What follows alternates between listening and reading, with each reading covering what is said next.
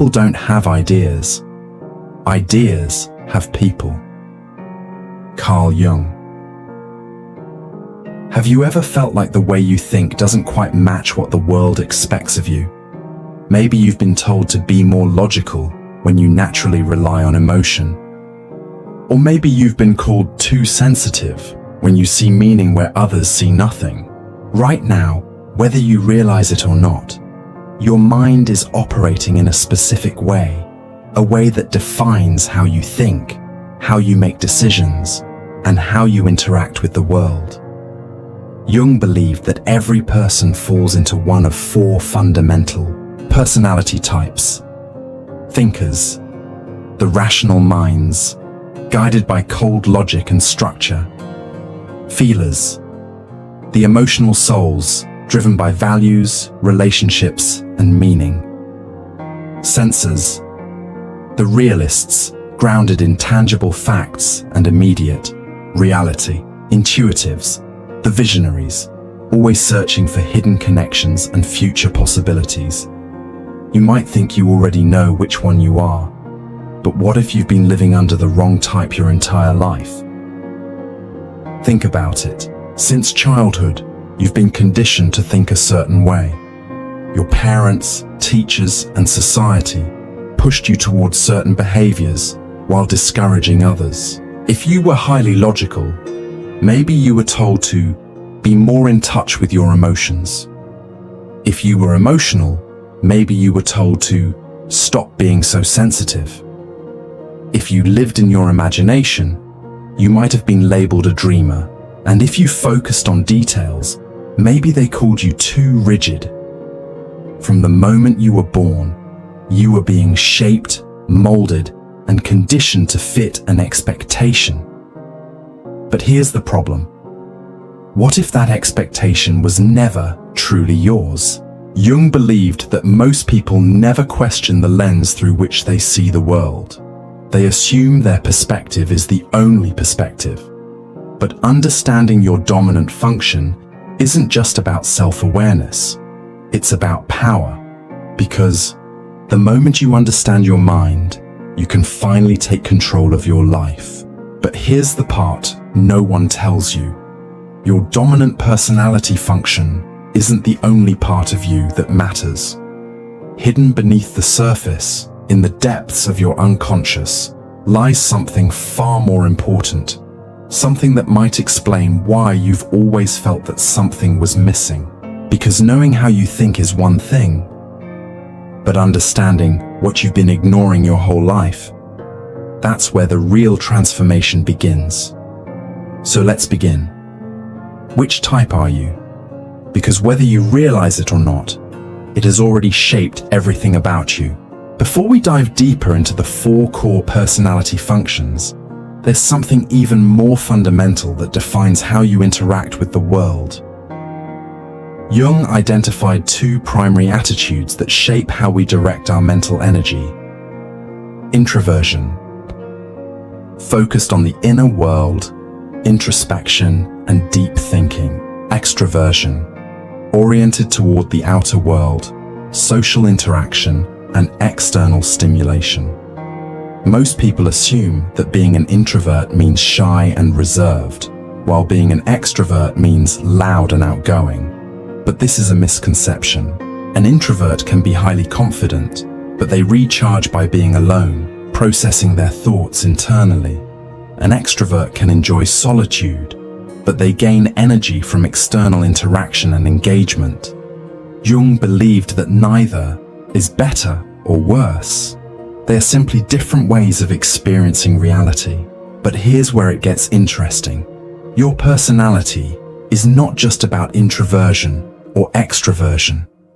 These two attitudes act as a gateway to something much deeper. The four primary ways we process reality.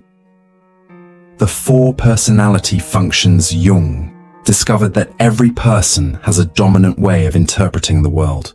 He broke this down into four distinct functions. Thinking, the function of logic and analysis. Thinkers prioritize structure, problem solving, and objective truth.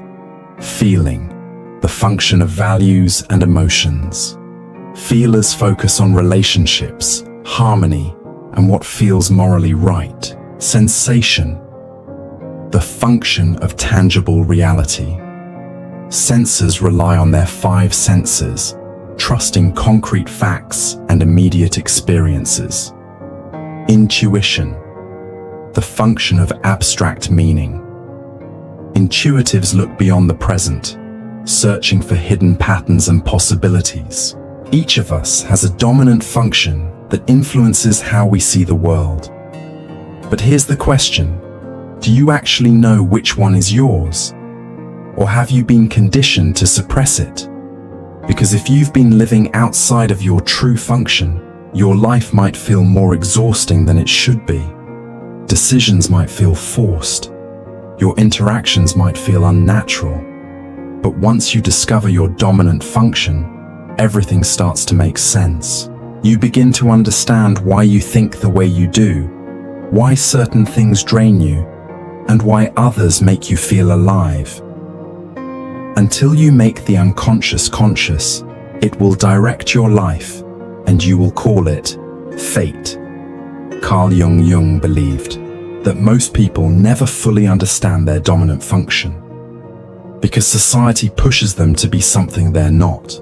But recognizing how you process the world can bring more clarity to your decisions, relationships, and personal growth. Comment below. Do you think you're a thinker, feeler, sensor, or intuitive? What has shaped the way you experience the world? And if you're interested in learning more about Jung's ideas and how they apply to everyday life, consider subscribing for more insights. Jung's theory of personality doesn't stop at the four basic functions. Each of these, thinking, feeling, sensation, and intuition, can manifest in two distinct ways. Externally, focused on the outer world, extroversion, or internally, focused on personal reflection, introversion. This creates 8 distinct personality types, each with a unique way of processing reality. Understanding them is not just about identifying yourself. It's about realizing how you've been shaped by these unconscious patterns. Some people, for example, operate primarily through extroverted thinking. They seek structure, efficiency, and measurable results. Their minds work like an engineer designing a flawless system, ensuring that everything functions according to logic and order. Facts guide their decisions, and they trust proven methods over personal feelings. But their drive for efficiency can make them dismissive of emotions, seeing them as distractions rather than essential parts of human experience. Their strength lies in their ability to create systems that work, but their weakness is failing to see the human cost of those systems. Others function through introverted thinking, where logic is internalized and analyzed in depth.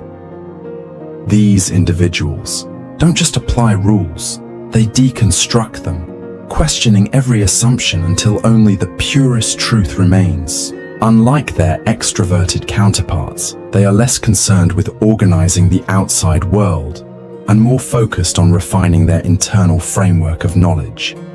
They may spend hours lost in thought, perfecting their understanding of a concept before ever speaking a word about it. While this makes them brilliant at solving complex problems, it can also make them seem disconnected, lost in their own minds, struggling to bring their insights into practical application. Then there are those who lead with extroverted feeling, people whose greatest concern is harmony, connection, and emotional balance. Their ability to read a room is almost instinctual, sensing shifts in mood before anyone else even notices. They adapt effortlessly to social expectations, intuitively knowing what to say to make others feel seen and understood. But this deep empathy comes at a cost. They can lose themselves in the emotions of others, neglecting their own needs in their pursuit of keeping the peace. They thrive in roles where emotional intelligence is valued, but when forced into environments that demand cold logic, they may feel lost, as if stripped of their natural strengths. In contrast, introverted feeling types don't seek external validation. They navigate life guided by an internal moral compass, making decisions based on what feels deeply right rather than what is socially accepted. While an extroverted feeler adjusts to the world, an introverted feeler stands firm, refusing to betray their inner convictions. They create art, movements, and philosophies rooted in personal truth. But their depth of feeling can also isolate them, because if their values are too different from those around them, they may struggle to express themselves, feeling as though they exist in a world that doesn't understand them. Beyond thinking and feeling, some people experience the world primarily through extroverted sensation. These are the realists, the hands-on doers, the ones fully grounded in the present moment. They don't theorize about life, they experience it. Every color, texture, taste, and sound is absorbed in high definition. They thrive in fast-paced environments where their ability to react instantly gives them an edge. But this focus on the present can make long-term planning difficult. They may chase one thrill after another, always moving, never stopping to reflect on where they're headed. On the other end of the spectrum, introverted sensation types process the world through personal memory and past experience. They rely on what is familiar, what has been tested, and what has stood the test of time. Their minds work like a vast archive, recalling details others overlook. They find comfort in tradition, in structure, in what is known. But while their reliability is unmatched, they can also resist change, clinging to the past even when the world around them is moving forward. Then, there are those driven by extroverted intuition, visionaries who live not in the present, but in possibility. Where others see what is, they see what could be. Ideas flood their minds constantly, and they thrive on exploration, invention, and discovering new connections. They move from one concept to another with relentless curiosity, always searching for something just beyond the horizon. But their energy can be chaotic, leaving projects unfinished as new ideas pull them in different directions. Their challenge is learning to ground their visions in reality. Lastly, introverted intuition operates like a slow-burning fire, quiet, intense, and deeply insightful. These individuals experience sudden realizations that seem to come from nowhere, but in reality, they have been subconsciously processing patterns for a long time. They don't just see the world as it is, they sense where it is going.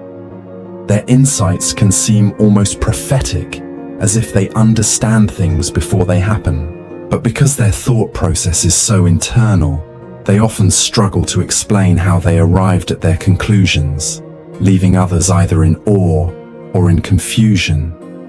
Each of these 8 types represents a different way of interacting with the world, but no one is purely one type. Jung believed that we all have a dominant function, the one we rely on the most, but we also have weaker functions that operate in the background. And here's where things get interesting. Our weakest function, the one we suppress, holds the key to balance. Many of our struggles come not from our dominant type, but from neglecting the parts of ourselves that we've ignored. So the question isn't just which type you are. Our personality isn't just one function. It's a hierarchy of mental processes working together in a delicate balance. Some functions take the lead, shaping the way you think and interact with the world. Others operate in the background, influencing you in subtle ways. And then there's the function you barely notice, the one buried so deep in your unconscious that, if left unchecked, it can become your greatest weakness. Jung believed that each person has a dominant function, the one they naturally rely on the most. It's like the main character of your psyche, the part of you that feels the most you. A thinker will always gravitate toward logic and structure. A feeler will navigate life through emotions and values. A sensor trusts what is tangible and present, while an intuitive is drawn to possibilities beyond the immediate. This dominant function develops early in life and acts as the core filter through which you experience the world. But no one operates with just one function. If your dominant function is the protagonist of your mind, then the auxiliary function is the supporting character, providing balance and depth.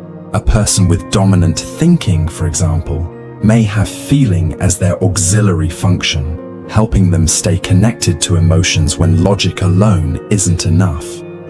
Likewise, someone who leads with intuition might rely on sensation as their secondary function to stay grounded in reality.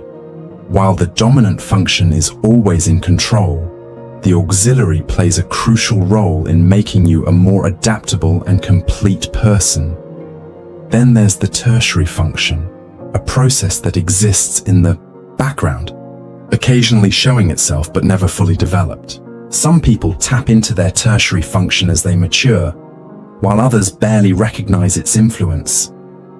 A strong-willed extroverted thinker, for instance, might have a tertiary intuition, which sparks moments of creativity and insight.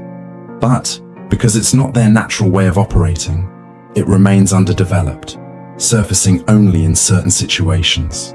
And finally, hidden in the depths of the unconscious lies the inferior function, the side of yourself that you least understand, yet the one that holds the most potential for growth. The inferior function is like a shadow. It resists control, operates unpredictably, and often reveals itself in moments of stress or emotional struggle.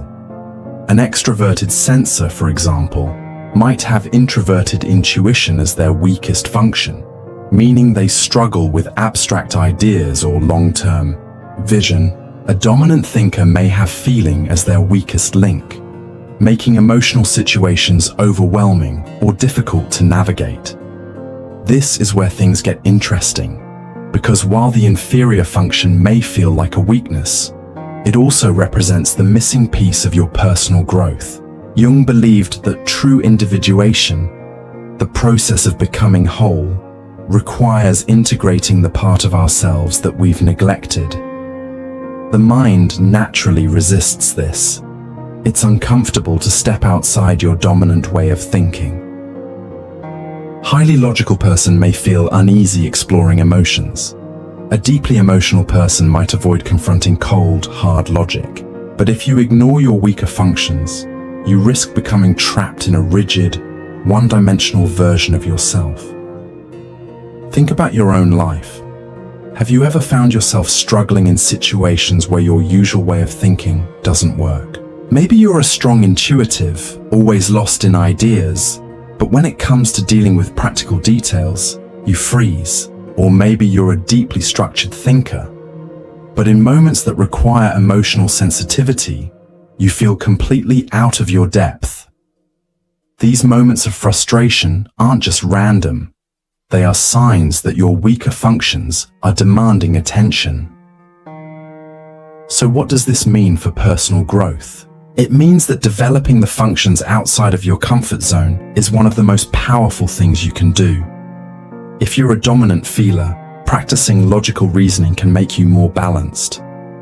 If you're a strong thinker, allowing yourself to be vulnerable and emotionally open can lead to deeper connections. If you rely on sensation, learning to embrace abstract thinking can expand your vision of the world. And if you're an intuitive, grounding yourself in the present can help you bring your ideas into reality. Jung didn't believe in changing who you are. He believed in expanding who you are. Your dominant function will always be your strength, but the key to true psychological growth is learning to integrate the parts of yourself that you've ignored. Because the more balanced you become, the more fully yourself you truly are.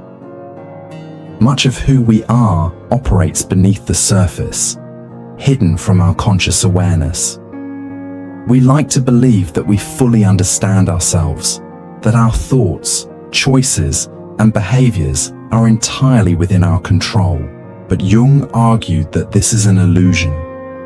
Behind every decision we make, behind every reaction, every fear, and every impulse lies something deeper, the unconscious mind, shaping us in ways we don't realize. Jung believed that within this hidden realm exists the shadow, the side of ourselves that we suppress, ignore, or outright deny. It's made up of everything we've been conditioned to push away: anger, jealousy, selfishness, vulnerability. Not because these traits don't exist within us, but because we were taught that they shouldn't. A child told to always be nice learns to repress their anger. Someone shamed for showing emotion starts to see vulnerability as a weakness. Over time, these rejected aspects don't disappear. They sink into the unconscious, influencing us from the background. But the shadow doesn't stay silent forever. It leaks out in unexpected ways, through sudden bursts of anger, patterns of self-sabotage, or an unexplainable dislike for others who reflect something we refuse to acknowledge in ourselves. The more we ignore it, the stronger its influence becomes. Jung didn't see the shadow as something to be feared, but as a key to self-awareness. The goal is not to eliminate it, but to understand it, to bring it into consciousness and integrate it into our identity. Because when we stop running from the parts of ourselves we dislike, we gain something invaluable: wholeness. Recognizing the unconscious forces that shape our personality allows us to break free from patterns we never realized were controlling us.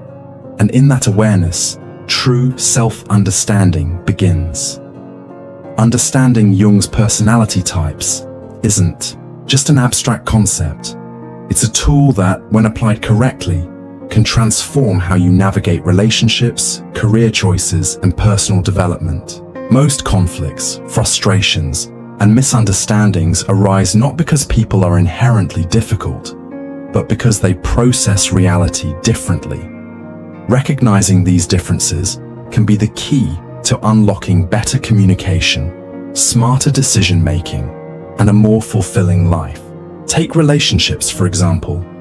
A thinking type and a feeling type can often clash. One prioritizes logic, while the other seeks emotional connection. The thinker might dismiss emotional concerns as irrational, while the feeler may see the thinker as cold or distant. But once they understand their differences, they can meet halfway.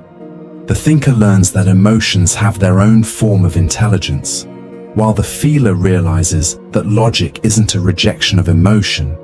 It's simply a different way of navigating the world. In careers, knowing your dominant function can mean the difference between feeling stuck in the wrong job and thriving in an environment that aligns with your strengths. An extroverted sensor, for instance, would struggle in a slow, theory-heavy job that requires constant reflection, but they would excel in a fast-paced, hands-on career where quick decisions matter. Meanwhile, an introverted intuitive might feel drained in an environment that demands constant social engagement, but would thrive in a role that allows deep thinking and strategic foresight. Problem-solving also looks vastly different depending on type. Extroverted thinkers break problems into steps and apply external data, while introverted thinkers internally analyze every angle before making a decision. Intuitives seek patterns and abstract solutions, often thinking ahead of their time, whereas sensors focus on practical, immediate results. Recognizing these tendencies not only improves individual efficiency, but also enhances teamwork. Instead of frustration over different approaches, people can appreciate the strengths that others bring to the table. Self-awareness is powerful, Once you understand how you think, how you learn, and how you communicate, you stop forcing yourself into roles that don't fit. You stop resenting others for being different from you.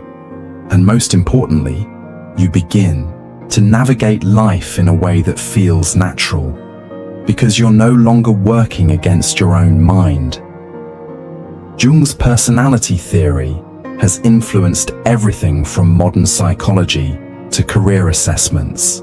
But over time, many of his ideas have been oversimplified, distorted, or misinterpreted. One of the biggest misconceptions is that these personality types are rigid categories that define who you are and what you're capable of. In reality, Jung saw them as fluid psychological tendencies, not labels that confine people to a single way of thinking. A common misunderstanding is the belief that people are only one type, either a thinker or a feeler, a sensor or an intuitive. But in Jung's model, everyone has access to all four functions, just in different orders of preference. Your dominant function may guide your decision-making, but your auxiliary, tertiary, and even inferior functions still play a role. Dismissing them entirely creates an imbalanced self-perception, making people believe they can never improve in areas where they struggle. Another major confusion arises from the popular MBTI, Myers-Briggs Type Indicator, which was inspired by Jung's work but significantly altered his original framework. The MBTI categorizes people into 16 types based on 4-letter codes, e.g., INTJ, ESFP, making it seem like personalities are fixed and unchanging. But Jung never intended for his typology to be a static classification. He believed that personality is a lifelong process of development, what he called individuation, where we gradually integrate different aspects of ourselves over time. Additionally, many assume that introversion and extroversion in Jung's model are the same as in everyday usage, where introverts are shy and extroverts are outgoing. But for Jung, these terms referred to where a person directs their mental energy, internally or externally, not how social they are.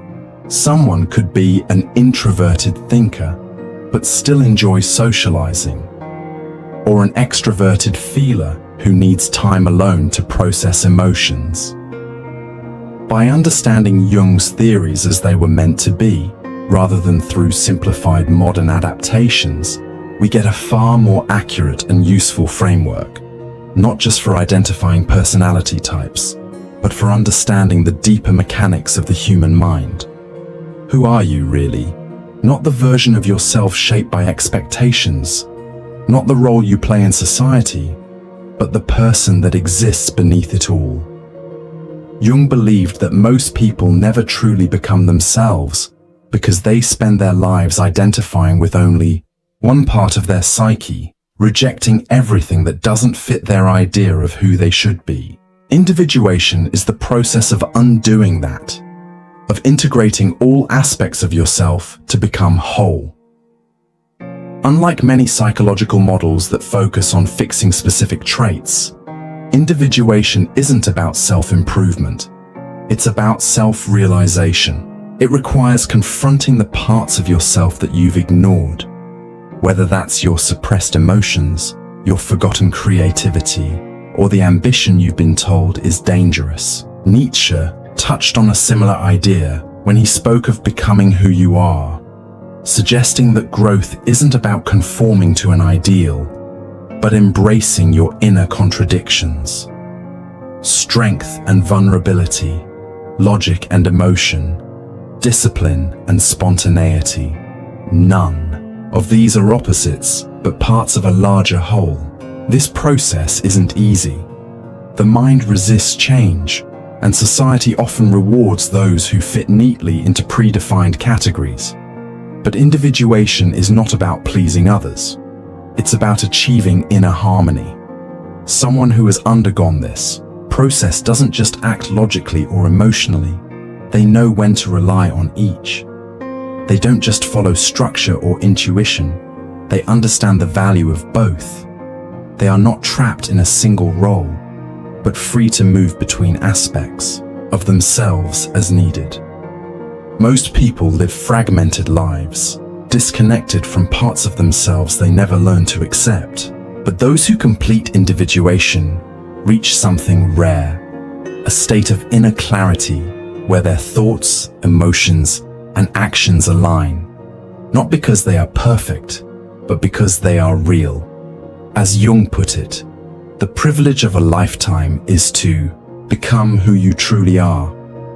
The privilege of a lifetime is to become who you truly are. Carl Jung most. People never reach that point.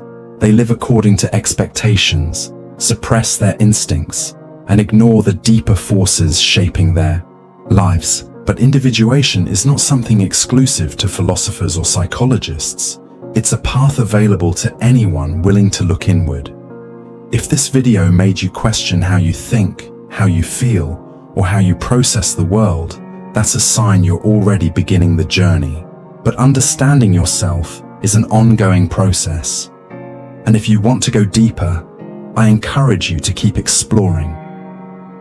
Read Jung's psychological types, Nietzsche's Thus Spoke Zarathustra, or even Marcus Aurelius's Meditations to see how different thinkers approach self-discovery. And if you found value in this discussion, consider subscribing. These ideas are just the beginning, and there is still so much more to uncover. We started this journey by asking a simple question: who are you? But as we've seen, the answer is anything but simple. Your personality is not just one function, one way of thinking, or one rigid category. It is a complex interplay of strengths, weaknesses, and hidden aspects waiting to be uncovered.